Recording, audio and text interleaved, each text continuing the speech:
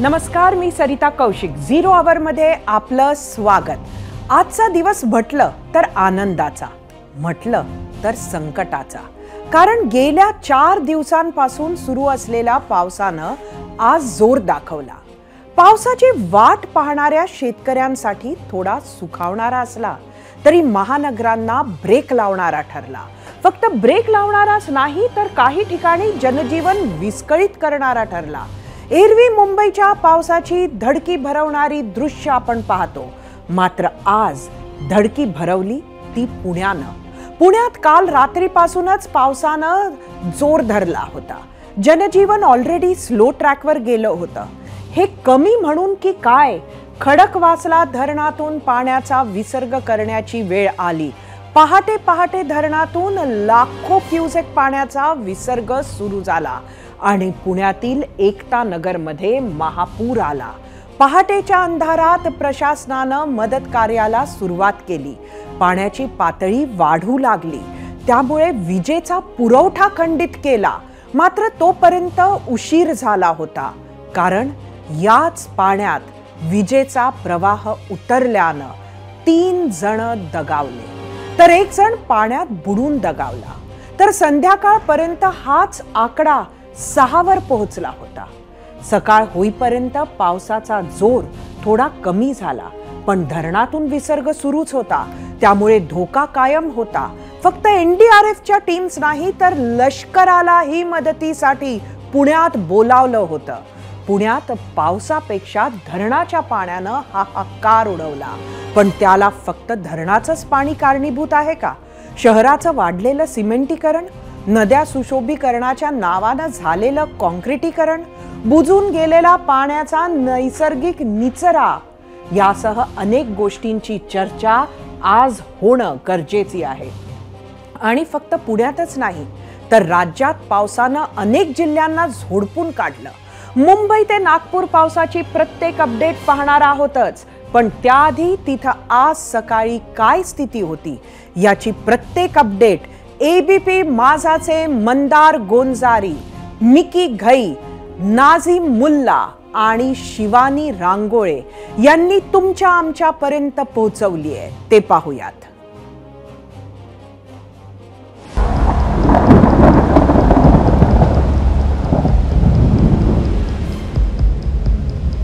मुठा नदी ही दुथडी भरून वाहतीये.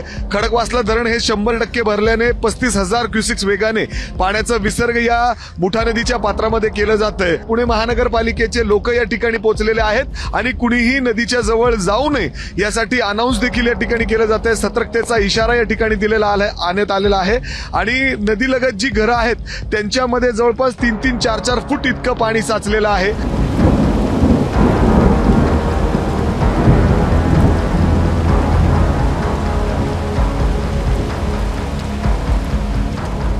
बचाव कार्य सुरू झालंय, लोकांना मदत करणं सुरू झालंय आणि पुणे महापालिकेकडून या लोकांना दूध, बिस्किट आणि इतर वस्तू पुरवल्या जात आहेत. रात्रीपासून वरती अडकून पडलेत. बेसमेंटमध्ये पाणी गेल्यामुळं त्यांना खाली येता आलं नाही, लाईट नाहीये. अशा पद्धतीनं लोकांनी दोरी म्हणून या त्यांच्या कदाचित बेडशीटचा उपयोग केला.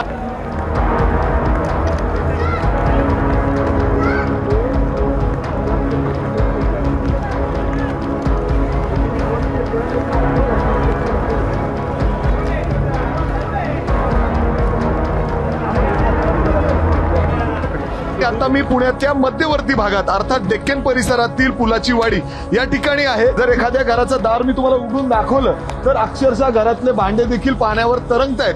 अशी परिस्थिती. घरातलं धान्य असेल, घरातली लहान मुलाची पुस्तकं असतील, सगळं काही या पाण्यामध्ये वाहून गेलेलं आहे.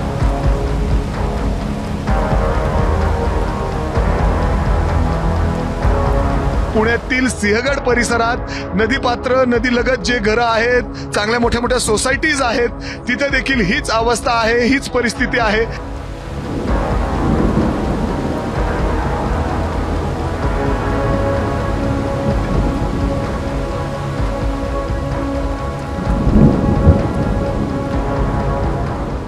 मी पुण्यातील सिंहगड रस्ता परिसरामध्ये आहे आणि मुठा नदीमध्ये सोडण्यात येणाऱ्या पाण्याचा विसर्ग कमी केल्यामुळे हे पाणी ओसरायला लागलेलं आहे, जी अतिशय महत्त्वाची गोष्ट आहे। आणि पावसाचा जोर आहे तो कायम असल्यामुळे पुन्हा खडकवासला धरणातून मोठ्या प्रमाणामध्ये पाणी सोडलं जाऊ शकतं आणि पुन्हा एकदा या सगळ्या परिसरामध्ये मोठ्या प्रमाणात पाणी भरलं जाऊ शकतं।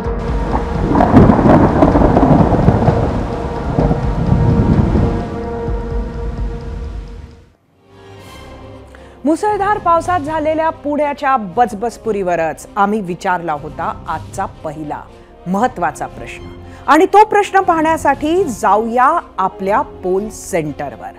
आजचा प्रश्न तुमच्यासाठी, पुणे बुडण्याला कोण जबाबदार? पर्याय होते 4, मुसळधार पाऊस की नदी सुशोभीकरण की बेजबाबदार नागरिक की अतिक्रमण?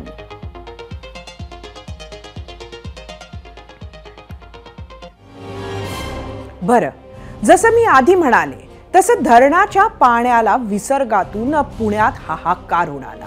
शहरातील एकता नगर भागातील रस्त्यांवर बोटी धावू लागल्या, लहान मोठ्यांना पाण्यातून बाहेर काढण्याच्या कसरती सुरू झाल्या। याच बचाव कार्याला पावसाचा अडथळा होताच।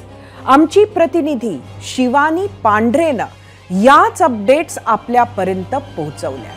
पण पुण्याचे हे सगळे हाल काही धरणातील विसर्गामुळे नाही तर पावसामुळेही झालेत। पुणे शहराच्या आसपास गेल्या 24 तासात किती पाऊस झालाय त्याची आकडेवारी पाहूयात। त्यासाठी जाऊयात मीडिया सेंटरला। आजचा पाऊस पुण्यात Lavasa 453 millimetre, Lonavala 323 millimetre, Nimgiri 233 millimetre, माईन 181 मिलीमीटर। गेल्या 24 तासातला हा पाऊस आहे। तळेगाव 175 मिलीमीटर, वडगाव शेरी 141 तर पाषाण 117 मिलीमीटर।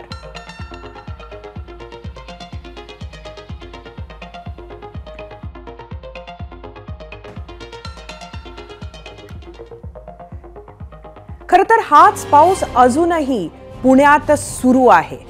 विकास, प्रगती, मॉडर्नायझेशनच्या नावाखाली सध्या मनुष्य वातावरणाचा ऱ्हास करत चाललाय आणि त्याचाच एक साइड इफेक्ट म्हणून अचानक पडणारा ढगफुटीसारखा पाऊस, अचानक येणारा पूर या घटनांकडे पाहता येईल आणि अशाच हवामान बदलांचा भारतावर विपरीत परिणाम होतोय। 19व्या शतकाच्या तुलनेत जगभरातलं तापमान आता 1.2 अंश सेल्सिअसनं वाढलंय। पण जर वेळीच पावलं उचलली नाहीत तर या शतकाच्या अखेरपर्यंत पृथ्वीचं तापमान 2 अंशांनी वाढवण्याची भीती आहे आणि जर वेळीच पावलं उचलली गेली नाहीत तर पृथ्वीचं तापमान 4 अंश सेल्सिअसनं वाढण्याची शक्यता आहे। तुम्ही म्हणाल की यानं काय होईल? तर यामुळे संपूर्ण जैवसृष्टीचं अतोनात नुकसान होऊ शकतं आणि हे परिणाम कशा प्रकारे होऊ शकतात ते पाहण्यासाठी जाऊया आपल्या मीडिया सेंटरवर। हवामान बदलाचे भारतावर परिणाम, मॉन्सूनवर मोठ्या प्रमाणात परिणाम होतोय। अल्पकालीन आणि मुसळधार पाऊस वाढ झालीय। राजस्थान, गुजरात, मध्य महाराष्ट्रातील कोरड्या भागात गेल्या 10 वर्षात पावसात लक्षणीय वाढ झाली। जवळपास 1/4 तालुक्यांमध्ये जून ते सप्टेंबर कालावधीत 30% अधिक पावसाची वाढ। अनेकदा अल्प मुदतीचा किंवा मुसळधार पडतो, ज्यामुळे अनेकदा अचानक पूर येतो। त्यामुळे पूर वाढण्याचं सुद्धा प्रमाण वाढलंय।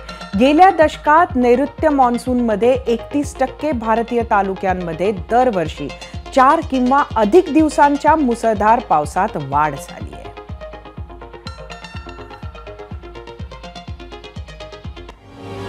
पुण्यात ही परिस्थिती उद्भवली आणि मुंबईतून पुण्याकडे धाव घेतली ती अजित पवारांनी। अजितदादा हे पुण्याचे पालकमंत्री। आलेल्या पूरस्थितीचा दादांनी आढावा घेतला। पुण्यातील आपत्ती व्यवस्थापन विभागात जाऊन कामकाजाचा आढावा घेतल्यावर दादा स्वतः पूरसदृश्य परिस्थिती असलेल्या परिसरात पोहोचले। खरं तर सतत पाऊस होताच, पण दादांनी तिथल्या त्रस्त नागरिकांची कैफियत ऐकली। नंतर परत अधिकाऱ्यांची बैठक घेत सूचना केल्या। यानंतर घेतलेल्या पत्रकार परिषदेत बोलताना अजित पवारांनी नदी सुशोभीकरण प्रकल्पाच्या कामांचा आणि पूरस्थितीचा काही संबंध नसल्याचं म्हटलंय. तर बुजावलेले ओढे, नाले तसंच चुकीच्या पद्धतीच्या बांधकामांवर त्यांनी बोट ठेवलंय. पाहूयात.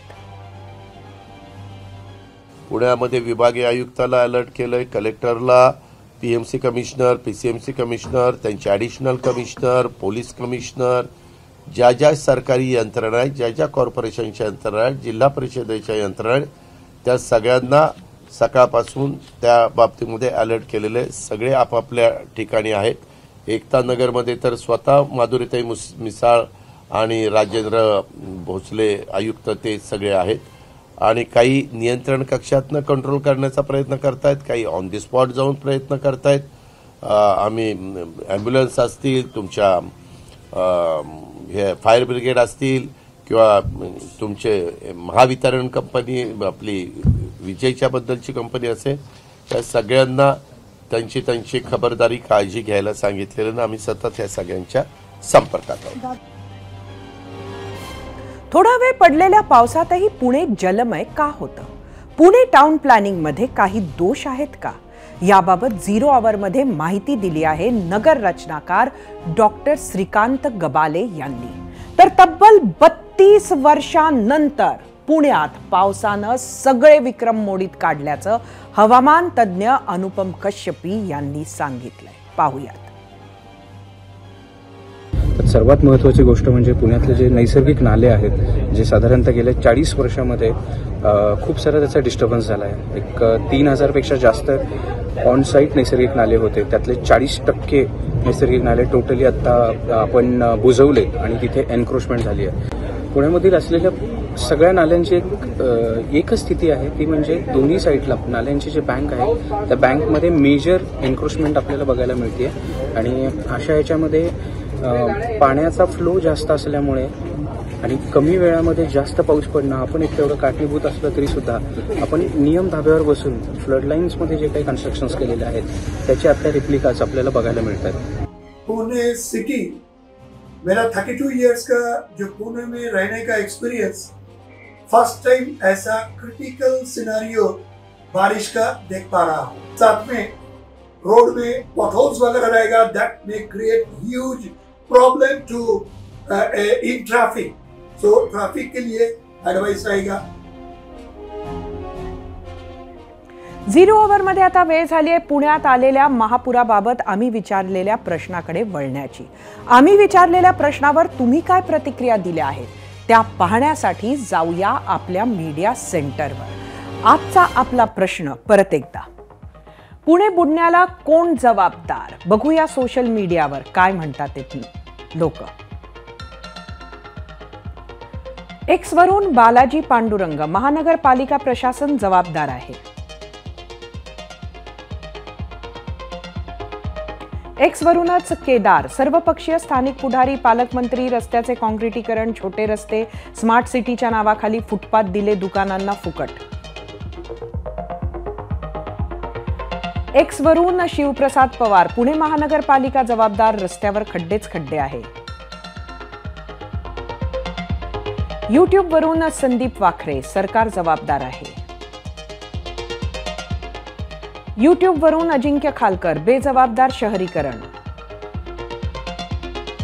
यूट्यूब वरूनच भूषण गरुड, वाढते अतिक्रमण आणि राजकीय नेते. फेसबुक वरून संजय पवार, अतिक्रमण जबाबदार आहे. फेसबुक वरूनच जयशंकर परिहार, दिलेले 4ही पर्याय जबाबदार आहेत.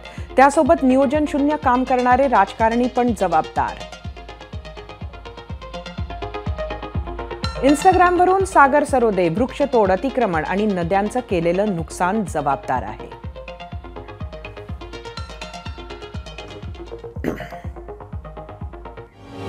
पुण्यात आलेल्या महापुरामुळे अनेक प्रश्न उपस्थित झाले आहेत.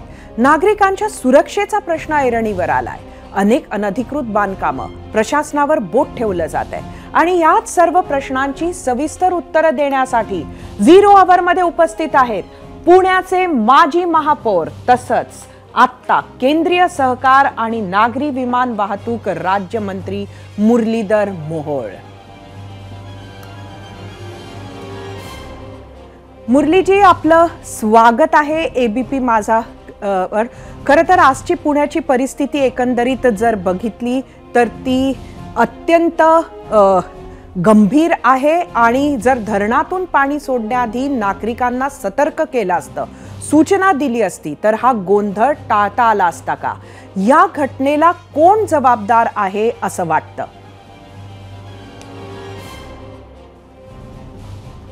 मी सकाळी सुद्धा हेच सांगितलं की ज्या वेळेला इथून मागचे अनुभव पाहिले आपण, ज्या वेळेला अशी पूर परिस्थिती पुण्यामध्ये निर्माण झाली त्या वेळेला जर आपण माहिती घेतली तर साधारणतः 40,000 क्युसेस पाणी जर विसर्ग झाला पाण्याचा त्या वेगानं तर साधारणतः अशी परिस्थिती निर्माण होते. रात्री सुरुवातीला 1 वाजता, 3 वाजता आणि 6 वाजता अशा 2-3 वेगवेगळ्या वेळांमध्ये पाणी सोडलं गेलं मोठ्या प्रमाणामध्ये. खरं तर ही परिस्थिती तुम्ही म्हणाला तसं मी या ठिकाणी सकाळी तेच सांगितलं की जर 55,000, बघा किती मोठा आकडा आहे, 55,000 क्युसेस पाणी सकाळी 6 वाजता या क्युसेस पाणी सोडण्यात आलं. म्हणजे जर 40,000 त्याच्या अगोदर सोडलं, त्याच्या आधी 25,000नी सोडलं. जर खरंच प्रशासनाला हे माहिती होतं की बाबा पाणी वाढतंय, पाणी आपण सोडणार आहोत आणि पुणे शहरामध्ये परिस्थिती निर्माण होणार आहे, तर याची नक्कीच माहिती नागरिकांना मिळणं खूप आवश्यक होतं. आज जी काही परिस्थिती निर्माण झाली, सिंहगड रोड असेल तिथपासून अगदी पाटील इस्टेट असेल, कुलाचीवाडी आहे, खिलादेवाडी आहे, अगदी नारायणपेठेपर्यंत या सगळ्या भागाची परिस्थिती निर्माण झाली. मला असं वाटतं की निश्चितपणे या यंत्रणेने याच्यातला थोडासा हलगर्जीपणा निश्चित झाला आहे. त्यांनी वेळेत जर नागरिकांना सावध केलं असतं, मग जिल्हा प्रशासन असेल, महापालिका प्रशासन असेल, ज्यांची कोणाची जबाबदारी ही सगळी होती, मला असं वाटतं की निश्चितपणे ही थोडीशी त्याच्यामध्ये चूक नक्की झाली आहे. पण त्यानंतर ही सगळी दोन्ही यंत्रणा या किंबहुना NDRFची टीम आली आहे, महापालिका असेल, जिल्हा प्रशासन असेल, आपत्ती व्यवस्थापनाची सगळी टीम असेल, ही सगळी सकाळपासून पहाटेपासून काम करतायत. पण ही माहिती नागरिकांना आधी देणं खूप आवश्यक होतं असं माझं मत आहे. मुरलीजी, काय म्हणाल? असं वाटतंय आपल्याही उत्तरातून की कुठेतरी म्हणजे विभागानं माहिती दिली नाही, पण कुठेतरी जलसंपदा विभाग आणि पालिका यांच्यातल्या समन्वयाचा अभाव आहे का, ज्याचा फटका पुणेकरांना लागलाय? नाही, निश्चितच समन्वय असायला हवाच होता आणि या दिवसात, या काळात तर तो खूप अत्यावश्यक आहे. ज्या वेळेला पाऊस येतोय, इतका मोठ्या प्रमाणातला पाऊस कॅचमेंट एरियात होतोय, खडकवासला, पानशेत, वरसगाव धरणाच्या सगळ्या परिसराचा इतका मोठा पाऊस होतोय, हे पहिल्यांदा नाही ना होते ना, अनेक वेळा हे होतं ना. आणि जर आपल्याला कळतं की हे पावसाचे दिवस आहेत, पाणी वाढतंय, पाणी सोडावं लागणार आहे, तर मग जलसंपदा विभाग आणि महापालिकेचे अधिकारी, जे प्रशासनातले अधिकारी आहेत, यांचा एकमेकाचा समन्वय कमी पडला असं म्हणायला हरकत नाही. ठिकठिकाणी पुण्यामध्ये मेट्रोचं बांधकाम बघायला मिळतंय. ते बांधकाम अर्धवट आहे, तिथं सामान पडलेलं आहे, तिथं रस्ता त्यामुळे नॅरो झालेला आहे. आणि त्याचबरोबर अशी परिस्थिती रस्त्यावर असताना जी ड्रेनेज सिस्टीम आहे त्याची सुद्धा व्यवस्थित ज्या पद्धतीनं सफाई मॉन्सून पूर्व अपेक्षित होती ती झाली नाही असं वाटतं का?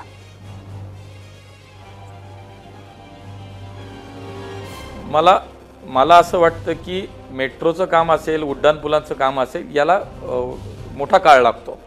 त्यामुळे ते पावसाळ्यापूर्वी पूर्ण करणं हे काय त्याचं टार्गेट असू शकत नाही. पण नाले सफाई करणं, नाले रुंदीकरण करणं, पावसाळी पाण्याच्या लाईन स्वच्छ करणं, सगळी ड्रेनेज लाईन स्वच्छ, मला असं वाटतं हे पावसाळ्यापूर्वीचं काम 100% पूर्ण करणं हे महापालिकेने अपेक्षित असतं. आणि आज काही भागामध्ये त्याचाही फटका बसतो की काही ठिकाणी अशाही घटना घडतायत. आता ह्या केवळ नदीच्या बाजूच्या आपण उल्लेख केला तो एरिया हा नदीच्या पाणी वाढल्यानं आला, पण या सगळ्याबरोबरच ठिकठिकाणी पावसाळी लाईन आणि ड्रेनेज लाईन या निश्चितपणे काही ठिकाणी त्याही संदर्भातले प्रश्न निर्माण झालेले आहे.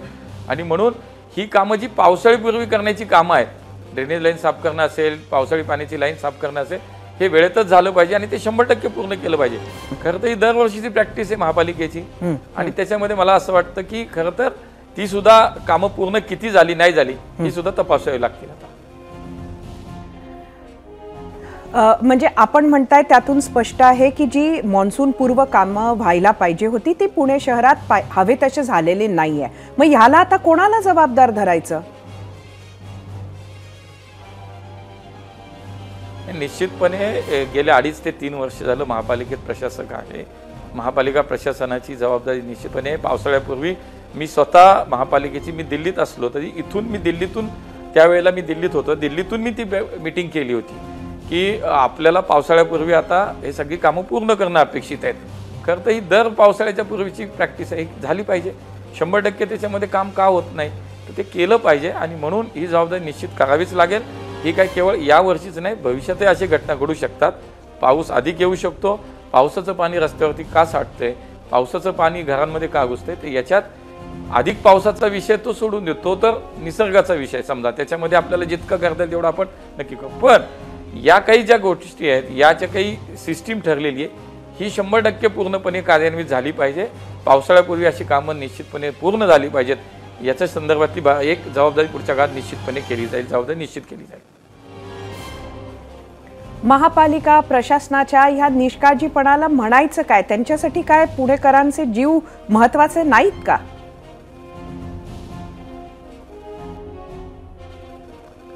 शेवटी बघा, माणसाचा जीव महत्वाचा आहे. अशा काही घटना घडल्यानंतर जर सगळे आपण त्याच्यावरती बोलतो, विचार करतो, पण खऱ्या अर्थानं ही जी काही सिस्टीम आहे, NGT असेल किंवा खाजगी जागांमध्ये नाल्यांच्या सीमाभिंती बांधण्याचे विषय असतील, आपण आंबिलवाड्याचा प्रसंग आठवा, त्यावेळची सुद्धा ती परिस्थिती आपल्या डोळ्यासमोर येते. आणि म्हणून मग NGTची नेमकी अडचण काय आणि याच्यामध्ये आता पुढच्या काळात सुद्धा हे अशा घटना घडू नयेत म्हणून मग NGTशी सुद्धा या संदर्भातली पत्रव्यवहार असेल, त्यांच्या सर्व महापालिका म्हणून स्वतः महापालिकेने एक भूमिका मांडणं आणि त्याच्यामध्ये आमच्यासारख्या लोकप्रतिनिधी जबाबदारी झटकून न देता आम्ही सुद्धा त्याच्यामध्ये लक्ष घालून काम केलं पाहिजे. हे मला असं वाटतं खूप महत्त्वाचं आहे. शेवटी माणसाचा जीव महत्त्वाचा आहे आणि म्हणून याचाही विचार पुढच्या काळात नक्की झाला पाहिजे. मुरलीजी, जाता जाता आपण पुणेकरांना काय आव्हान कराल 0 आवरच्या माध्यमातून? मी पुणेकरांना आपल्या मार्फत आपल्या माध्यमातून हेच आवाहन करीन की अजूनही रेड अलर्ट आहे, अजूनही कॅचमेंट एरियात पाऊस पडतोय, अजूनही पाण्याचा विसर्ग पुढच्या काळात पुढच्या काही वेळेमध्ये अजूनही रात्रीचा पाऊस वाढला तर तो वाढू शकतो. त्यामुळे खरं तर घरात कोणी घर सोडू नये, शाळांना सुट्ट्या दिलेल्या आहेत. त्यामुळे आपल्याला सगळ्यांना पुणेकरांना विनंती आहे की काळजी घेतली पाहिजे, स्वतःची काळजी घ्या, इतरांची काळजी घ्या. आपणच जर पर्यटनसारखा विषय करून जर कुठंतरी नद्यांमध्ये आपल्या पुलांवरती जाऊन जर गर्दी करायला लागलो तर ते चांगलं नाही. माझी आपल्याला नम्र विनंती आहे, आपला प्रतिनिधी म्हणून कळकळीची विनंती आहे, आग्रहाची आपल्या सगळ्यांना आव्हान आहे की आपण घरात थांबा, बाहेर पडू नका. प्रशासकीय यंत्रणा काम करते, पोलीस काम करतायत, सगळ्या आपत्ती व्यवस्थापनाचे सगळे आपली लोक काम करतायत, सगळे आपल्यासाठी आहेत. आपले लोकप्रतिनिधी सगळ्या पक्षाचे असतील, मग आमचे आहेत, इतरांचे सगळे लोकप्रतिनिधी, आजी माझी सगळे आज रस्त्यावरती या आपल्या सगळ्यांसाठी लोकांसाठी काम करतायत. आणि म्हणून माझं आव्हान आपल्या माध्यमातून हेच राहील की आता अजिबात बाकी काही न करता घराबाहेर पडू नका, काळजी घ्या. धन्यवाद मुरलीजी, आपण 0 आवरमध्ये आलात आणि पुणेकरांनो जसं मुरलीजींनी म्हटलं तसं काळजी घ्या, सतर्क राहा, गरज नसेल तर घराबाहेर पडू नका. आता पुण्यातून मुंबईला घेऊन जाते. मुंबईतही आज पहाटेपासून दादर, वरळी, लालबाग, भायखळा परिसरात दमदार पावसानं हजेरी लावली, तर अनेक उपनगरांमध्ये मध्यम ते मुसळधार पावसाचा जोर होता. सकाळच्या वेळी या जोरदार पावसामुळे तिन्ही मार्गावरील उपनगरीय सेवेवर परिणाम झाला. शिवाय रस्ते वाहतुकीलाही फटका बसला. ईस्टर्न आणि वेस्टर्न एक्सप्रेसवेवर लांबच लांब वाहनांच्या रांगा पाहायला मिळाल्या. मीरा भाईंदर, वसई विरार, नालासोपारा, पालघर परिसरातही आज दिवसभर मुसळधार पाऊस होता. कल्याण, डोंबिवली, उल्हासनगर, अंबरनाथ, बदलापूर परिसरात पडलेल्या मुसळधार पावसामुळे अनेक सखल भाग जलमय झाले. उल्हास नदीनं धोक्याची पातळी ओलांडल्यामुळे कल्याण अहमदनगर मार्गावरील वाहतूकही काही काळ बंद होती. केवळ रस्ते वाहतूकच नाही तर कर्जत पनवेल रेल्वे मार्गावर पनवेल ते चौक दरम्यान रेल्वे रुळांवर देखील पाणी साचलं. शिवाय मोहिली जलशुद्धीकरण केंद्रामध्ये उल्हास नदीचे पाणी शिरल्यामुळे जलशुद्धीकरण केंद्र सध्या बंद करण्यात आले होते. कल्याण शीळ रस्त्यालगत असलेल्या डायघर गावात पाणी शिरल्यानं अनेकांचे संसार पाण्यात गेले. तसंच कल्याणच्या वालधुनी परिसरात उल्हास नदीचं पाणी घरात शिरल्यामुळे प्रशासनानं 200हून अधिक नागरिकांना इतरत्र स्थलांतरित केलं. तर कल्याण लगतच्या भिवंडी शहरातील 3 बत्ती, भाजी मार्केट, बाजारपेठ परिसरात 2 ते 3 फुटांपर्यंत पाणी जमा झालं होतं. रस्त्यांना तर नद्यांचं स्वरूप प्राप्त झालं होतं. या मुसळधार पावसामुळे जनजीवन विस्कळीत झालं असलं तरी धरणं भरल्यानं मुंबईकरांची पाणी कपात रद्द झाली आहे. एवढाच काय तो दिलासा.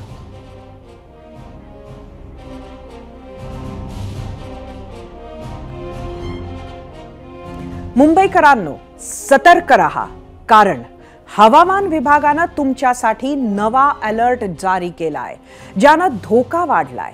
मुंबईसह कोणकोणत्या जिल्ह्यांना काय अलर्ट आहेत तेच पाहण्यासाठी जाऊया आपल्या मीडिया सेंटरला. बघूया पावसाचा येणाऱ्या काळातला अलर्ट. मुंबई उद्या सकाळी 8:30 पर्यंत रेड, त्यानंतर ऑरेंज अलर्ट. ठाणे उद्या सकाळी 8:30 पर्यंत रेड, त्यानंतर ऑरेंज अलर्ट. पालघर उद्या सकाळी 8:30 पर्यंत रेड, तर त्यानंतर ऑरेंज अलर्ट. रायगड आज आणि उद्या दोन्ही दिवस रेड अलर्ट. रत्नागिरी आज ऑरेंज तर उद्या रेड अलर्ट. सिंधुदुर्ग आज येलो आणि ऑरेंज अलर्ट.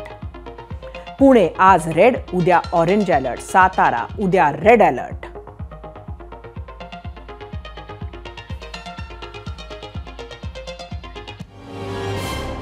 केवळ पुणे मुंबईच नव्हे तर आसपासच्या जिल्ह्यांमध्येही बुधवार रात्रीपासून जोरदार पाऊस झालाय.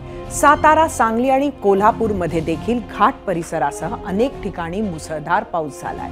कोल्हापुरीत राधानगरी, वारणा धरणांमधून मोठ्या प्रमाणात पाण्याचा विसर्ग होत असल्यानं नदीकाठी राहणाऱ्या गावांना, नागरिकांना सतर्कतेचा इशारा देण्यात आलाय. तर खबरदारीचा उपाय म्हणून काहींना प्रशासनानं स्थलांतरित देखील केलंय. 100% भरलेल्या राधानगरी धरणातून होत असलेल्या विसर्गामुळे भोगावती नदी फुगू लागली आहे. पंचगंगा नदीनं धोक्याची पातळी गाठली आहे. शिवाय जिल्ह्यातले 81 बंधारे देखील पूर्णपणे पाण्याखाली गेले. सांगलीत कृष्णा नदीची इशारा पातळीकडे वाटचाल सुरू झाली आहे. कृष्णेतलं पाणी वाढू लागलं की काही उत्साही तरुण शहरातील आयर्विन पुलावरून उड्या मारून स्टंट करतात, तर काही जण रील्सच्या नादात जीव धोक्यात घालतात. अशा स्टंटबाजांना पुलावरून उडी मारण्यास पोलिसांकडून मज्जाव करण्यात आलाय.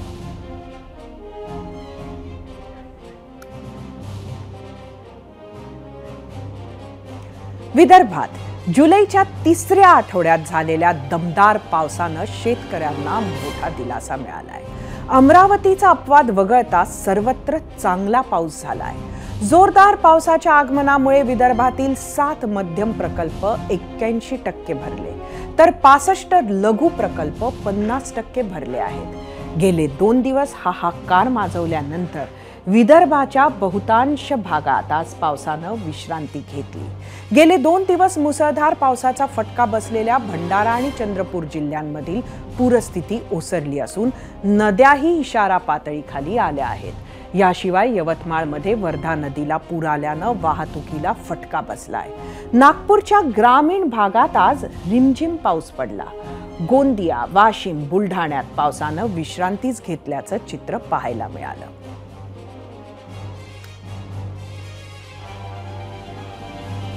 पुण्यातील महापुराबाबतच्या प्रश्नावर तुम्ही काय कौल दिला आहे तो कौल पाहण्यासाठी जाऊया आपल्या पोल सेंटरवर.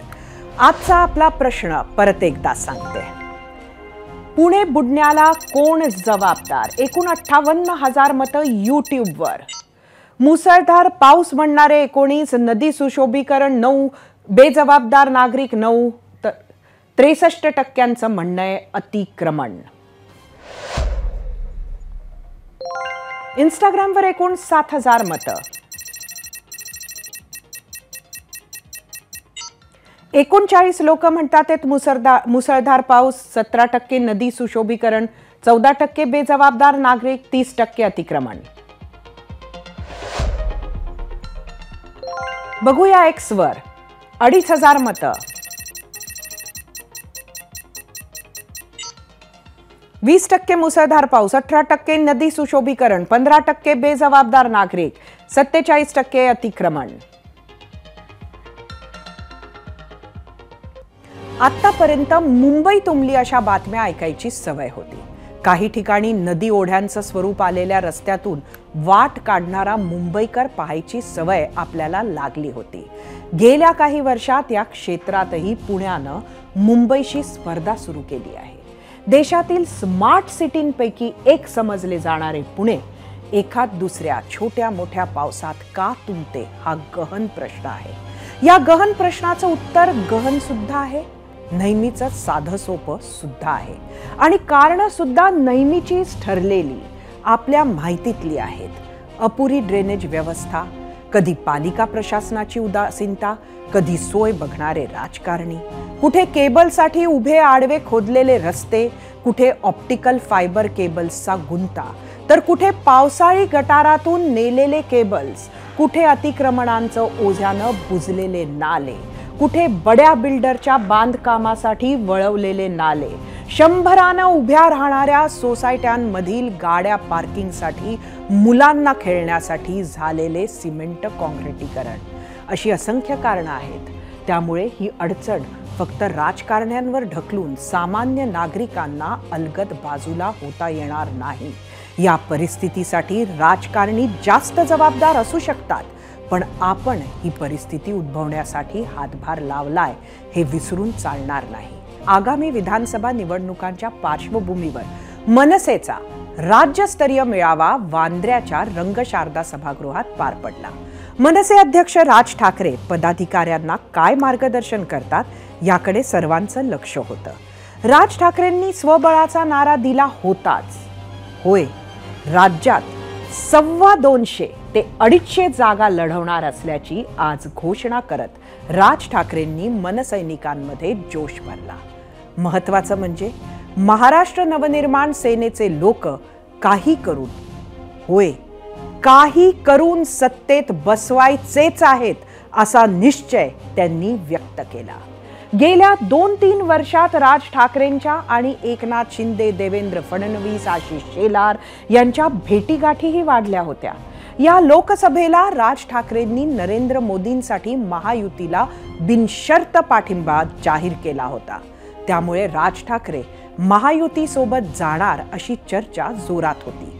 त्या चर्चेला राज ठाकरेंनी तुर्तास स्वल्पविराम दिला आहे असं म्हणता येईल. रोज न बोलणारे राज जेव्हा केव्हा बोलतात तेव्हा काही भाकीतही वर्तवून जातात.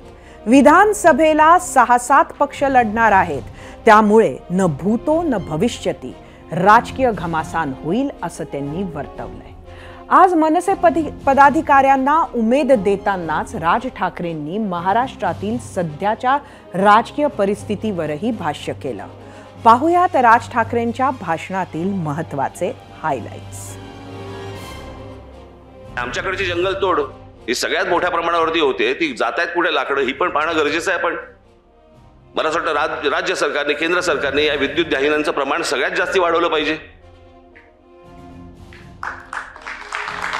त्याशिवाय होणार नाही ही गोष्ट, थांबणार नाही ही गोष्ट. आपण भविष्यात येणाऱ्या पुढच्या पिढ्यांसाठी आपण काय वाढून ठेवतो, काय करून ठेवतो.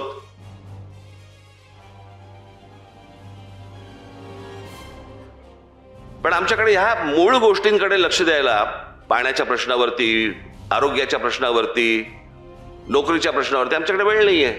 आमच्याकडे काय चालू आहे? लाडकी बहीण लाडका भाऊ. लाडकी बहीण आणि लाडका भाऊ एकत्र आले असते, दोन्ही पक्ष टिकले असते.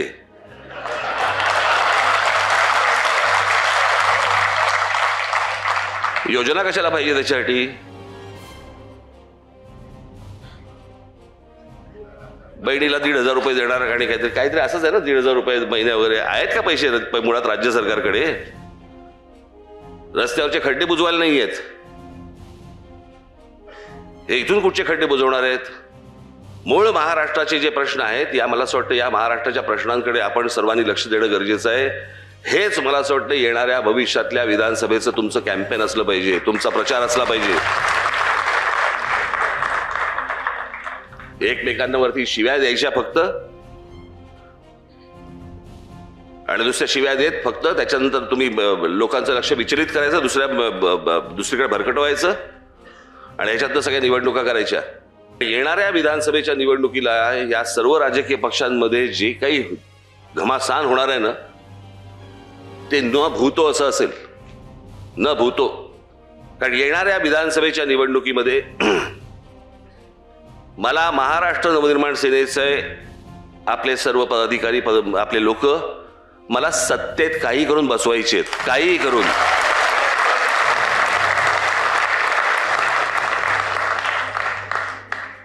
अनेक लोक हसतील, हसू देत, काही कारण, मला काही हरकत नाही त्याला, पण ती गोष्ट घडणार म्हणजे घडणार.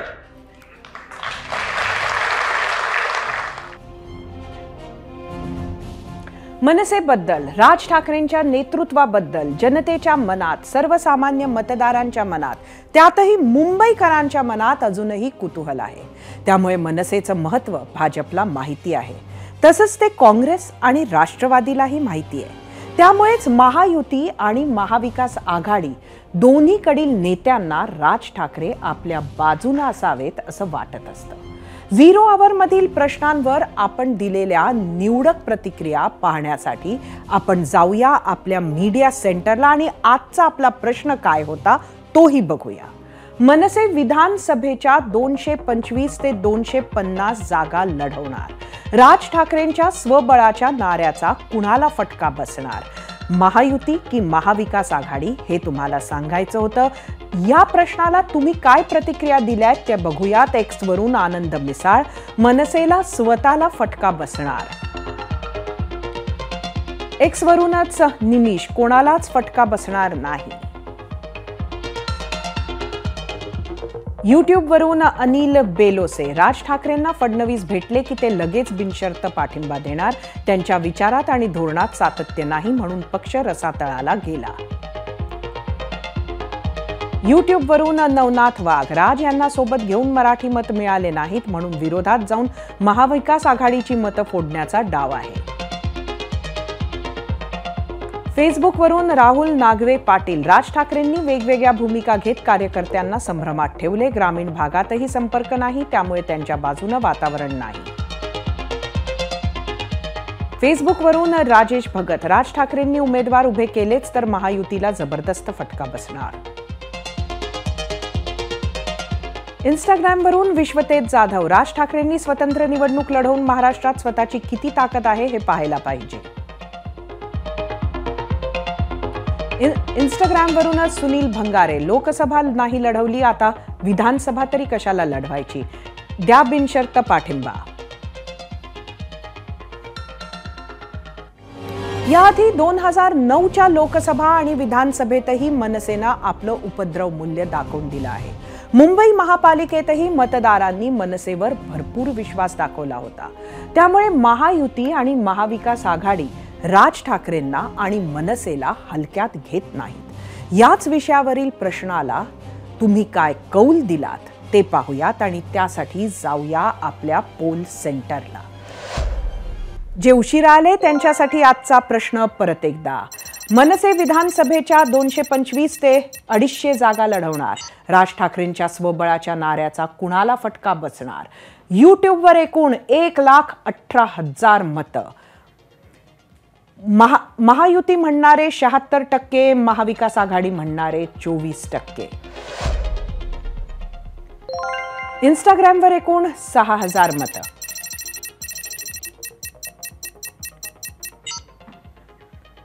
%75 म्हणणारे महायुतीला 75%, तर महाविकास आघाडी म्हणणारे 25%. फेसबुकवर एकूण 2,000 मतं.